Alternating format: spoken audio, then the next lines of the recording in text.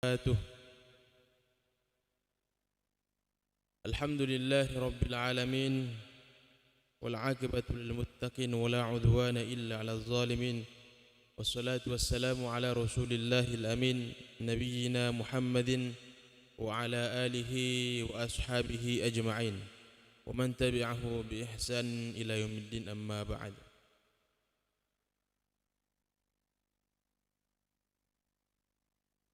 قال الله تعالى في القرآن الكريم يا أيها الذين آمنوا اتقوا الله حق تقاته ولا تموتن إلا وأنتم مسلمون. وقال أيضا يا أيها الذين آمنوا اتقوا الله وقولوا قولا سديدا يصلح لكم أعمالكم ويغفر لكم ذنوبكم ومن يطع الله ورسوله فقد فاز فوزا عظيما.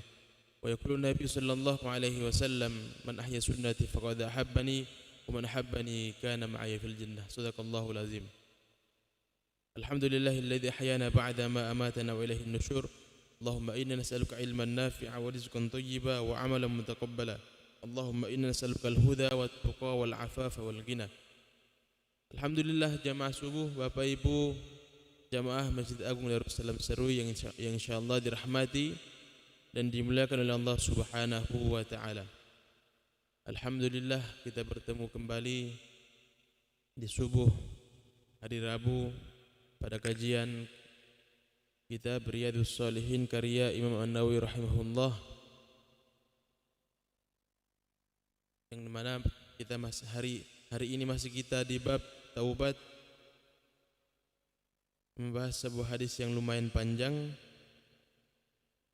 yaitu hadis yang diriwayatkan oleh Zir bin Hubaishin وعن زر بن حبيش قال أتيت صفوان بن عسال رضي الله عنه أسأله عن المسيح على الخفين فقال ما جاء بك يا زر فقلت ابتغاء العلم فقال إن الملائكة تضع أجنحتها لطالب العلم رضا بما يطلب. Dari Zir ini, Zir bin Hubashin ini adalah seorang tabi'in. Artinya kalau tabi'in berarti dia hanya bertemu sahabat, tidak bertemu Rasulullah. Jadi suatu ketika Zir ini dia berkata, saya mendatangi Sofwan bin Asal. Sofwan bin Asal ini adalah seorang sahabat Nabi SAW. Kemudian dia bertanya masalah khuf, mengusap khuf. Tahu khuf, Pak? Ada yang tahu khuf di sini? Khuf itu sejenis sepatu kulit, ya. Sejenis sepatu kulit. Kalau kita di sini mungkin jarang kita lihat, Bapak kalau misalnya ke mungkin umroh atau haji, biasa melihat ada orang pakai sejenis kayak sepatu, tapi bukan sepatu, itu kayak kaos kaki terbuat dari kulit binatang biasanya. Nah, di sini dijelaskan Zir ini karena ragu-ragu, karena mungkin belum tahu tentang hukum menggunakan khuf dan belum tahu ilmunya. Karena kalau menggunakan khuf ini, kalau ketika berwudu dalam bab fikih, ya, dalam bab fikih, kalau kita berwudu dalam perjalanan misalnya, itu tidak perlu dilepas lagi, tidak perlu dilepas, cukup diusap saja. Tapi kalau untuk orang yang mukim tinggal di tempatnya, masanya hanya boleh 1 hari saja. Kalau orang melakukan musafir perjalanan jauh, itu dia boleh sampai 3 hari tidak melepas khufnya selama dia tidak berhadas besar ataupun junub. Tapi kalau cuma buang air kecil, buang air besar, nah itu hanya kan hadas kecil. Dia cukup berwudu kemudian dia tidak usah melepas khufnya, cukup dia mengusap di atas khufnya tersebut, sudah sah wudunya. Nah, yang penting sebelum memakai khuf tadi kita sudah berwudu duluan. Nah, seperti itu, ya. Kemudian Sofwan bertanya kepada Zir, apakah kedatangan kamu hanya untuk bertanya masalah ilmu? Maka dia berkata betul. Maka dia menjawab, dia berkata, Sofwan berkata, sesungguhnya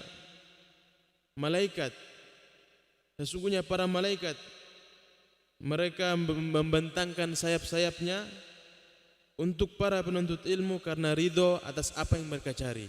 Nah, ini Masya Allah, luar biasa. Kemudian beliau melanjutkan, sesungguhnya telah ada keraguan dalam dada saya tentang mengusap di atas dua sepatu setelah buang air besar dan buang air kecil. Kemudian, sedangkan Anda adalah seorang dari sahabat Nabi SAW, maka saya mendatangi Anda untuk menanyakan kepada Anda, apakah Anda pernah mendengar beliau menyebut sesuatu tentang hal itu? Dia menjawab, ya. Sofwan kemudian menjawab, ya.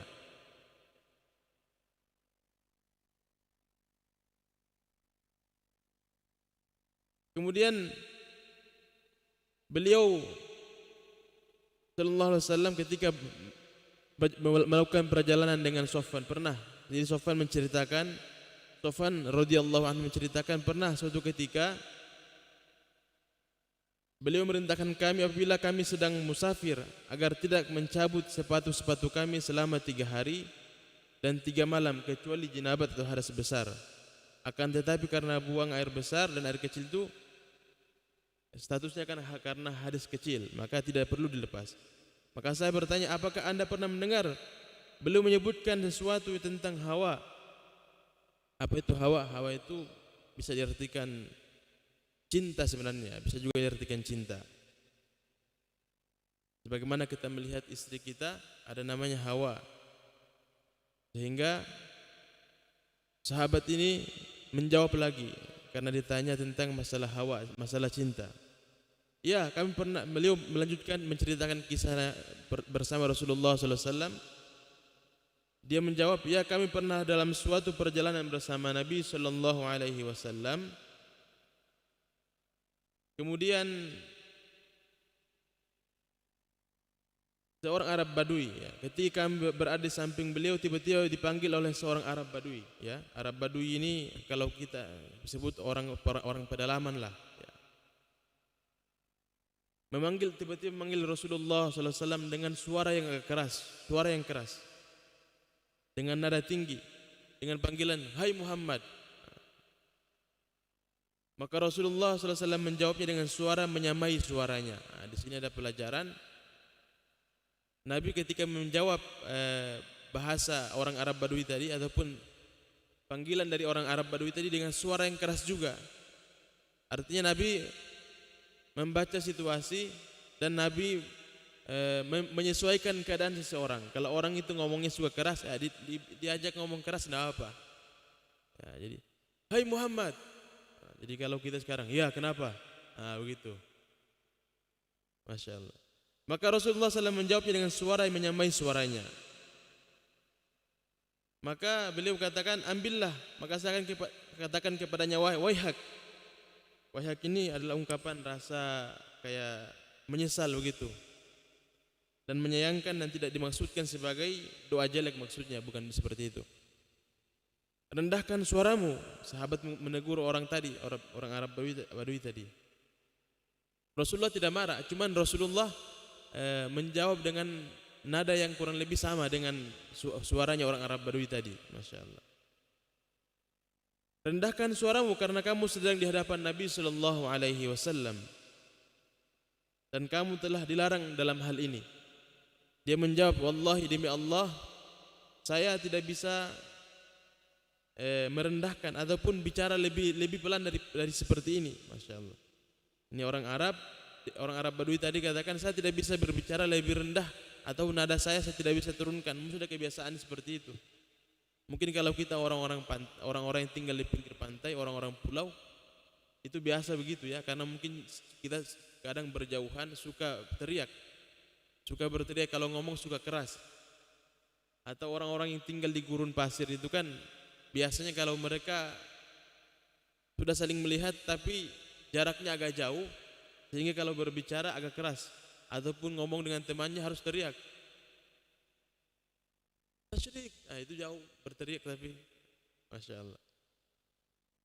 Kemudian dia katakan, demi Allah, aku tidak akan merendahkan suaraku. Nah, Badui itu berkata, seorang mencintai suatu kaum. Dia bertanya ya, orang Arab Badui tadi bertanya, apakah seseorang mencintai suatu kaum tapi belum bisa menyamai amalan mereka? Bagaimana statusnya ini orang? Nah, kita mencintai Nabi, mencintai para sahabat, tetapi status amalan kita dengan Rasulullah dan para sahabat masih jauh. Maka Nabi SAW menjawab, seseorang itu akan bersama dengan orang yang dicintainya pada hari kiamat. Masya Allah. Jadi Anas bin Malik ketika mendengar hadis ini, seseorang itu akan dikumpulkan bersama dengan orang yang dicintainya pada hari kiamat. Seseorang itu akan dibangkitkan bersama dengan orang yang dicintainya pada hari kiamat. Mereka mengatakan, demi Allah, para sahabat tidak mendengar hadis ini, mereka tidak lebih senang daripada ketika mendengar hadis Nabi SAW. Beliau sampaikan tentang masalah ini, tentang cinta. Jadi kalau kita mencintai Rasulullah dan para sahabat, insya Allah kelak akan dikumpulkan dengan Rasulullah dan para sahabat radhiyallahu anhum ajma'in. Jadi kecintaan, jadi cinta penting sekali, sehingga kalau kecintaan kita ini betul-betul ada dalam di hati kita kepada Rasulullah dan para sahabat, maka pada hari kiamat nanti kita akan dibangkitkan. Bayangkan Pak, ketika hari kebangkitan kita bangkit bersama Rasulullah dan para sahabat di tengah rombongan mereka. Dan ini kita harus buktikan ketika di dunia. Jangan meremehkan sunnah-sunnah Rasulullah SAW, mulai dari sunnah yang paling terkecil sekalipun, mungkin makan dengan tangan kanan, minum dengan tangan kanan, ataupun sunnah-sunnah yang lain. Kita melihat, kita mungkin belum mampu pakai janggut ya. Janggut itu termasuk sunnah. Jangan mencela orang yang pakai jenggot. Jangan bilang, oh itu kayak kambing. Ada yang bilang begitu. Mohon maaf ya. Kayak kambing. Ada yang bilang begitu. Nauzubillah. Padahal itu sunnah. Yang mana kalau sunnah, kalau kita melihat janggut ini, keutamaannya sangat besar. Karena sunnah yang begitu 24 jam melekat pada diri kita. Mungkin yang lain, kalau sunnah-sunnah yang lain mungkin ada sifatnya temporal. Kalau makan dengan tangan kanan, waktu makan saja baru dapat pahala ketika makan dengan tangan kanan.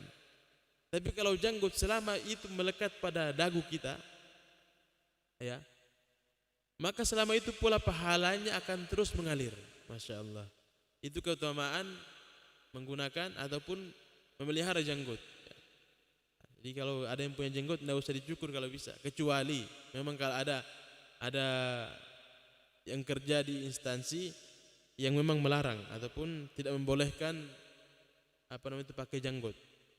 Itulah sudah lain pembahasannya. Kemudian kita lanjutkan. Nabi SAW bersabda, seseorang itu akan bersama orang yang dicintainya pada hari kiamat. Beliau terus bercerita pada kami hingga beliau menyebut satu pintu dari Maghrib yang perjalanannya pada pelebarannya atau penunggang kendaraan berjalan pada lebarnya selama 40 tahun atau 70 tahun. Begitu besar pintu tersebut. Ini kiasan, bahasa kiasan ya. Dia tidak tahu berapa besar pintu tersebut, tapi dalam hadis ini diceritakan, Sufyan kemudian bercerita, salah seorang perawi berkata di arah Syam, Allah Subhanahu wa taala menciptakannya pada waktu diciptakan langit-langit dan bumi dalam keadaan terbuka untuk taubat dan tidak akan ditutup sampai matahari terbit daripadanya. Sekarang kan matahari terbit dari mana, Pak? Terbitnya dari timur dan terbenam di mana? Di barat. Suatu ketika kalau matahari sudah terbit dari barat, nauzubillah, orang yang menemukan ataupun menyaksikan hal tersebut termasuk orang celaka, nauzubillah min zalik. Artinya kenapa? Kalau itu sudah kita lihat, taubat kita sudah tidak diterima lagi, nauzubillah. Sehingga Nabi mengisyaratkan ketika matahari belum terbit dari barat, maka berbanyak istighfar, minta ampun kepada Allah Subhanahu wa taala. Dalam semua kegiatan, dalam semua perkara, dalam semua amalan. Karena taubat ini perjalanannya orang-orang soleh ataupun kebiasaannya orang-orang soleh. Yang di awal, di tengah, kemudian di akhir perjalanan kita harus bertaubat kepada Allah Subhanahu wa taala. Sehingga nanti kita bertemu Allah Subhanahu wa taala dalam keadaan kosong, nol dari dosa. Karena pada hari kiamat nanti dosa itu nauzubillah, balasannya Allah sudah katakan kalau Allah tidak ampuni maka minimal transit, dibersihkan di neraka. Kalau kotor itu pakaian kita bawa pulang, kita harus dicuci. Nauzubillah min zalik. Maka sebagai orang-orang yang saling mencintai karena Allah, kita saling mengingatkan supaya sebelum datang kepada kita, kalau itu jangka panjang ya taubat yang begitu. Tapi yang kita tahu kita pasti mati. Itu lebih cepat sebenarnya. Temponya, waktunya lebih dekat daripada nanti kalau kita melihat matahari ataupun hari kiamat. Belum tentu kita dapat. Tetapi kalau yang pasti kita dapat adalah kematian itu sendiri datang kepada diri kita masing-masing. Maka hadirin jamaah subhanakumullah, dalam hadis ini ada ilmu yang sangat luar biasa bermanfaat untuk kita bisa amalkan, yaitu tentang yang pertama sahabat Sufyan bin Asal menceritakan tentang khuf. Nanti akan ada pembahasan dalam fikih nanti, insyaallah nanti ada pembahasan fikih, kita akan masuk pada termasuk ini mengusap khuf ya. Kemudian masalah Nabi SAW menghadapi orang yang ngomongnya kasar, keras, tapi Nabi tidak marah. Nabi hanya menyesuaikan suara beliau dengan orang yang ngomongnya keras. Kemudian Nabi menjelaskan tentang pintu taubat selama pintu itu belum terbuka, artinya maksudnya belum tertutup. Pintu taubat itu belum tertutup. Apa tandanya kalau sudah tertutup? Ketika matahari sudah terbit dari barat, arah barat.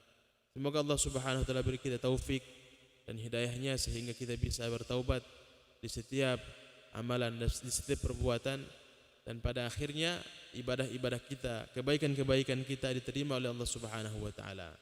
Dan pelajaran terpenting, kalau kita setelah sholat pun Nabi mengajarkan kita beristighfar. Astagfirullah, astagfirullah, astagfirullah. Sebelum bacaan-bacaan yang lain kita baca dulu istighfar minimal 3 kali. Nabi mengajarkan kenapa? Ternyata hikmah di balik ini semua. Kadang-kadang kan kita ini kalau sudah ibadah, kita kan merasa sudah ini, saya sudah selamat, aman. Padahal tidak demikian. Boleh jadi dalam ibadah kita ada kekurangan. Bahkan begini ya, syaitan itu licik. Ketika manusia itu digoda untuk berbuat maksiat dan dia tidak tergelincir, maka syaitan membisikkan dalam dadanya, kamulah orang yang paling baik. Orang lain tuh tidak ada apa-apanya. Nauzubillah. Ini salah satu tipuan syaitan supaya amalan-amalan kita terhapus. Supaya amalan-amalan kita masukkan riya di dalamnya. Supaya amalan-amalan kita tidak ada keikhlasan di dalamnya. Maka sebelum ini terjadi pada diri kita, maka mari kita sama-sama saling ingatkan. Sebelum bab taubat ini kita sudah melewati bab ikhlas, yang mana kita semua sudah tahu, sudah faham apa itu ikhlas dan bagaimana ujian daripada keikhlasan itu dalam setiap keadaan. Bahkan sampai kepada akhir hayat kita pun diuji lagi tentang keikhlasan kita. Bahkan pernah mungkin kami ceritakan, yaitu tentang 10 tahun kemudian ujian keikhlasan itu datang lagi. Kadang-kadang anak kita lari di masjid, kemudian dijewer sama orang, langsung bahasa itu keluar, kalau bukan saya tidak jadi ini masjid. Nauzubillah. Kalau bukan saya tidak bisa begini, kalau bukan saya tidak akan bisa begitu. Jangan sampai itu bahasa-bahasa begitu keluar dari lisan kita. Kalau orang lain yang menegur, itu lain ceritanya. Tapi kalau kita sendiri, kalau bukan saya tidak akan begitu sih dia. Nauzubillah. Maka kita menjaga keikhlasan kita, kemudian kita bertaubat kepada Allah Subhanahu wa taala. Semoga Allah Subhanahu wa taala menerima amalan kita dan mengampuni segala kesalahan kita. Demikian penyampaian kajian daripada kitab Riyadhus Shalihin yang kami sampaikan pada subuh hari ini. Kurang lebih mohon dimaafkan. Subhanakallahumma bihamdika asyhadu an la ilaha illa anta astaghfiruka wa atubu ilaik. Assalamualaikum warahmatullahi wabarakatuh.